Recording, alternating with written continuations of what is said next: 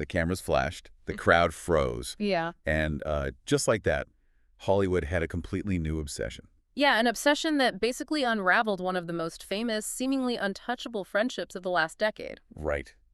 Welcome to Starscope Report. Join us as we uncover Hollywood drama, music industry shakeups, and viral influencer scandals. From red carpet surprises to social media controversies, we dive deep into the stories behind the fame. And today, we are doing exactly that. We really are, because today's deep dive is all about the truth, about Taylor Swift and Blake Lively's friendship. We're looking past the tabloid headlines to understand the actual mechanics of this massive fallout and, the heavily debated potential reconciliation. It's such a complex story, and we've got an incredibly revealing stack of sources for you today. We're pulling from unsealed court documents, which contain their private text messages, highly detailed timeline analyses from the deep dive blogs Brutiful and Primetimer. Oh, those timelines are wild. They really are. Plus, we have conflicting inside reports from TMZ, Page 6, and the Express Tribune. So we're really covering all the bases here. Absolutely. Our mission today is to figure out exactly how the architecture of a 10-year friendship just collapsed under the weight of legal strategy. Yeah. And what the warring rumors about Swift's upcoming wedding reveal about the state of their relationship right now. Right, because for a decade, this was the ultimate celebrity friendship. Yeah, completely genuine. No PR spin. You know the baseline. They've been incredibly close, embedded in each other's art and family lives. So we aren't going to waste time recapping the bad blood era or whose kids are named what in which songs. We are jumping straight into the friction. Which is exactly where the timeline analysis from Primetimer becomes essential. They mapped out how a professional dispute transformed into an absolute personal catastrophe. Okay, let's unpack this. Right, so the catalyst, as we know, was Blake Lively's really bitter legal battle with Justin Baldoni. He was her director and co-star on It Ends With Us. But the mechanism of the fallout hinges entirely on how Lively communicated behind the scenes during that dispute. Right, let's look at these unsealed court documents. Because in private text to Baldoni, Lively is expressing this intense frustration. She calls him a doofus director and a clown. Yeah, pretty standard Hollywood venting so far. Exactly, but then she shifts gears. She refers to herself as Khaleesi, which, very loaded pop culture reference to a conquering queen, and explicitly names Taylor Swift and Ryan Reynolds as her dragons who will defend her. Wow. Wait, let me make sure I understand the timeline here. She sends these texts to the director she is battling. How does that private insult turn into a massive legal crisis for Taylor Swift? So to understand that, we have to look at the legal concept of discovery. In civil litigation, opposing lawyers have the right to demand communications that are relevant to the dispute. Okay, so they get to see everything. Right. If Lively had just said, "I think you are a terrible director," that's just an opinion. But by saying, "My dragons, Taylor and Ryan, will defend me," she was implying that these massive cultural figures were actively involved in her strategy, or at least aware of the dispute. Oh, I see. By invoking their names as a weapon, Lively essentially handed Baldoni's legal team a golden ticket to say, "Great, if Taylor Swift is involved, we have a legal right to subpoena her communications to find out what she knows." That is, wow. So it's not just dropping a name to sound intimidating. Yeah. It legally implicates the person you are naming. It's like using your friend as a human shield, but legally the opposing lawyers are allowed to start shooting at the shield. That is a perfect way to visualize it. Lively invoked Swift's name to gain leverage, but in doing so, she dragged Swift into the legal crosshairs of a movie she had absolutely no desire to be associated with. Which completely explains the visceral reaction from Swift's camp. When Baldoni's team signaled they were going to subpoena Swift, her spokesperson didn't just issue a standard no comment. Oh, not at all. They released this remarkably pointed statement, clarifying that Swift never set foot on that set, had zero involvement in casting, never saw an edit, and that her only connection was licensing her song My Tears Ricochet. It was surgical. What's fascinating here is that it was a complete PR distancing maneuver. Swift's team was legally and publicly severing the infected limb. They were sending a message to Baldoni's lawyers, sure, but they were also sending a very public message to Lively. Which was what? Leave us out of this. Exactly. Do not write checks with our cultural capital that we haven't agreed to cash. Oof. And if it had stopped there, maybe it would have just been a tense phone call between friends. But the legal mess didn't stay confined to Hollywood boardrooms. It manifested in the real world in a very aggressive way. It really did. According to the timeline from Brutiful, The true breaking point happened when a process server tracked Taylor Swift down to Travis Kelce's home in Kansas City. Right. The physical intrusion is what changes this from a professional annoyance to a severe personal violation. I have to admit, my understanding of process servers comes entirely from old television shows. Like, someone in a disguise hands over a pizza box and says, "You've been served." How does this actually work? And why on earth would they go all the way to Kansas City? Well, a process server's job is to officially deliver legal documents, like a subpoena, ensuring the person cannot claim they never received them. Because high-profile celebrities are surrounded by security, gates, handlers in LA or New York, serving them is notoriously difficult. So they have to get creative. Exactly. Process servers act almost like legal bounty hunters. They look for vulnerabilities in the perimeter.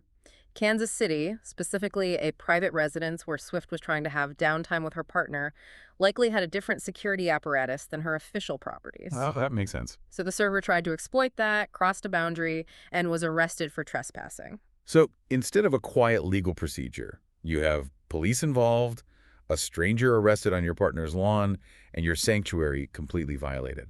And all because your friend called you a dragon in a text message to her boss. The emotional whiplash of that moment cannot be overstated. The fortress was breached from the inside. And if you're loving these Hollywood twists, make sure you're subscribed, because we've got even crazier stories ahead, and you do not want to miss how this actual conversation between them went down. Yeah, you really don't, because by late 2025, reports confirmed they were in a period of no contact. But the real psychological meat of this story came to light in January 2026, when the courts unsealed a text exchange between Taylor and Blake from December 4, 2024. This conversation is fascinating because it is a masterclass in how a legal crisis fundamentally alters human behavior. It forces us to look at how we communicate when we are terrified of being watched. Right, so in the texts, Lively reaches out. She apologizes for being a bad friend and admits she had become a sad sack who only talked about her own legal drama. Now, Taylor replies with radical honesty. Brutal honesty, really. Yeah. She tells Lively she is exhausted, and then she drops this brutal critique. She says, reading Lively's text for the past few months felt like, quote, reading a mass corporate email sent to 200 employees. Ouch. Swift actually points out that Lively used the word "we" 18 times in one message. Taylor says, I just kind of miss my funny, dark, normal-speaking friend who talks to me as herself, not like a plural unit. And Lively's response to that critique is the key to the entire fallout. She doesn't deny it. No, she doesn't. She admits she had become digitally paranoid. She was writing text messages to her best friend as if they were going to be read by a jury or leaked to the press, which, ironically, they eventually were. Right. But, okay, I want to push back on Swift's reaction here, though. When I first read that corporate email comment, it sounded so cold. Let's look at Lively's perspective.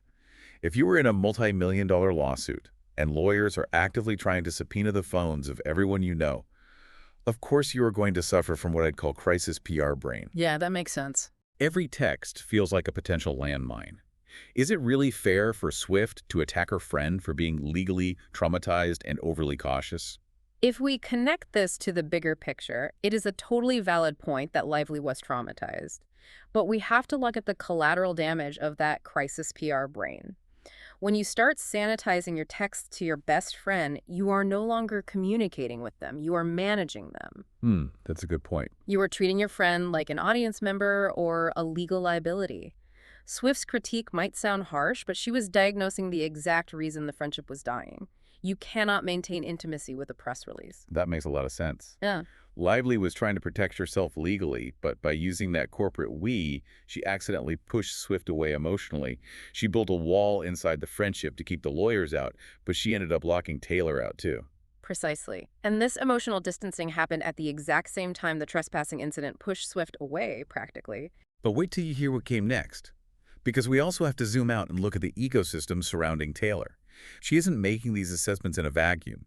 We need to talk about Travis Kelce. Oh, absolutely. Based on reporting from On3, Kelce was already harboring a lot of skepticism about this friendship long before the process server showed up at his house. Kelce's perspective introduces a completely different philosophy on celebrity and authenticity. Right. The sources claim that going back to double dates in 2023 and 2024, Kelce was never a fan of Ryan Reynolds. He reportedly found Reynolds too polished, performative, and felt the hangouts were all optics and no authenticity. He was actively urging Taylor to be on guard around Lively when the legal drama started. Yeah. But hold on. I have a really hard time buying Kelce as the arbiter of unvarnished authenticity. The man hosts Saturday Night Live. He does Pfizer commercials. He has a wildly successful podcast. His entire life is sponsored content. How can he possibly look at Ryan Reynolds and say, that guy is too performative? It is a brilliant contradiction to point out. But the distinction lies in the origin of their fame. Kelce is an athlete. No matter how many commercials he does, his core value is tied to a visceral, unscripted environment. The football field. Exactly. In the NFL, you cannot script a touchdown. There are physical stakes and chaotic realities on the field. Reynolds, on the other hand, is the ultimate master of the highly curated, self-aware, ironic Hollywood persona. Right, like the aviation gin and Mint Mobile ads. Every tweet, every ad is flawlessly polished to look effortless. Kelce operates in a world of physical consequence, whereas Reynolds operates in a world of controlled narrative. To someone like Kelce, that level of constant winking curation feels deeply untrustworthy in a private setting. Ah, so when Lively starts texting Taylor in that heavily curated corporate email voice, it suddenly validates everything Kelce was already warning her about. He's sitting there saying, see? I told you these people treat everything like a PR campaign. Exactly the confirmation bias he needed. And it provided Swift with a cynical, protective barrier against the friendship, just as the legal drama was peaking. Which brings us to the music. Because Swift is an artist, and she processes everything through her work. Mm-hmm. In October 2025, she releases The Life of a Showgirl. The fans and the media were salivating for a nuclear diss track. They really thought they were getting one. The rumor mill was convinced a song called Ruin the Friendship was going to completely dismantle Blake Lively. But track 10 turned out to be a song simply called Cancelled, and it completely flipped the script. It is one of the most complex pieces of writing she has done regarding her personal life, precisely because it refuses to give the public the blood sport they wanted. Here's where it gets really interesting.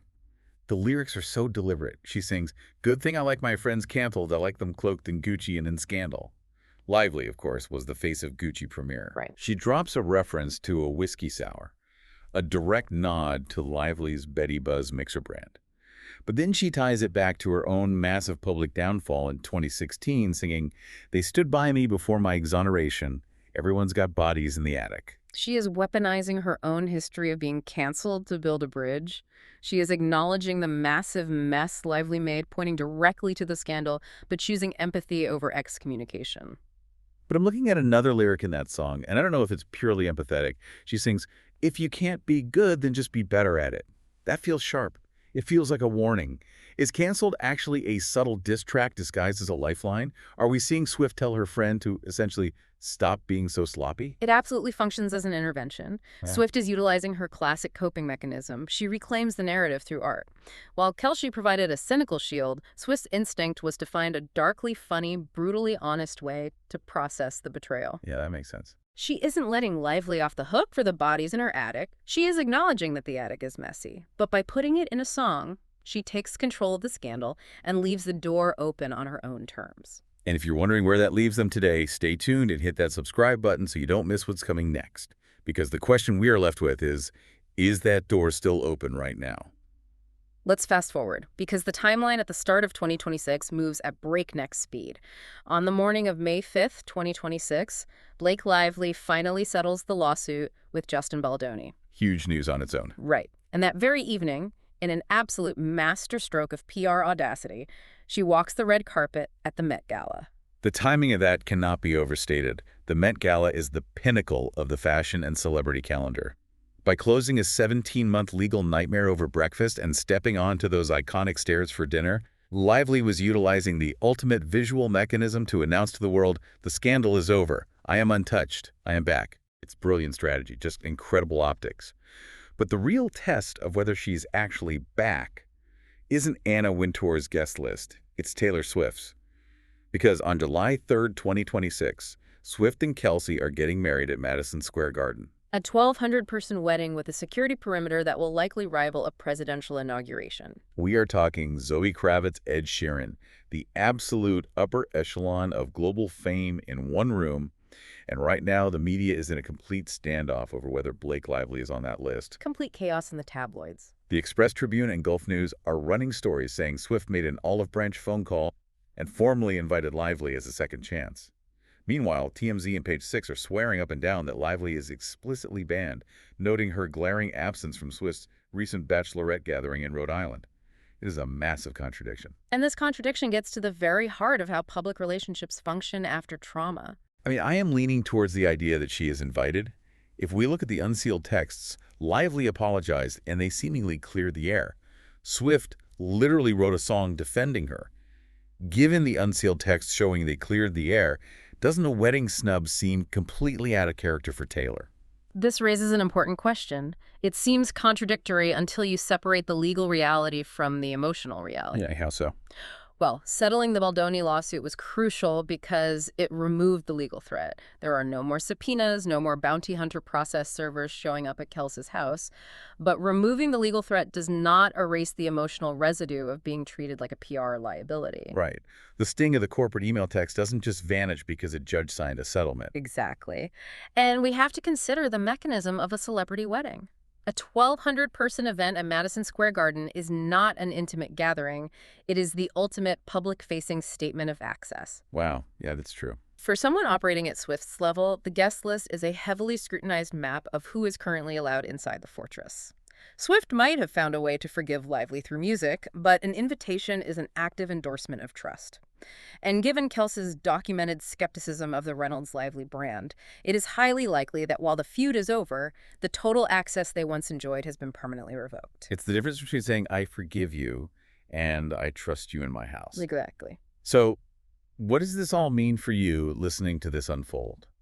It is easy to look at a story about billionaire pop stars, process servers, and Met Gala strategy and think it has nothing to do with your life. But the underlying friction here, the digital paranoia, is incredibly relevant to all of us right now. We all live in an era where our private communications can easily be screenshotted, forwarded, or taken out of context. We all carry a low-grade fear of discovery. But the danger is letting that fear override your authenticity. When Lively was in crisis, she let legal trauma dictate her personality. She stopped talking to her best friend like a human being and started managing her like a potential leak, sending those bizarre, sanitized mass corporate emails. And that is the ultimate lesson here. When you are going through something terrible, you have to actively fight the urge to treat the people supporting you like an audience or a liability. Because the moment you sanitize a friendship to protect yourself, you destroy the intimacy that made the friendship valuable in the first place. It forces us to ask a rather unsettling question. If a global icon with limitless financial resources, an army of fixers, and top-tier physical security cannot insulate her life from the toxic collateral damage of a friend's legal drama, how vulnerable are the rest of us to the unseen baggage our friends are carrying into our lives? It really makes you rethink who holds the keys to your gates. You've been listening to Starscope Report, where we uncover the stories shaping Hollywood, music, and pop culture. Thanks for tuning in, and don't forget to subscribe for more stories that keep the stars shining.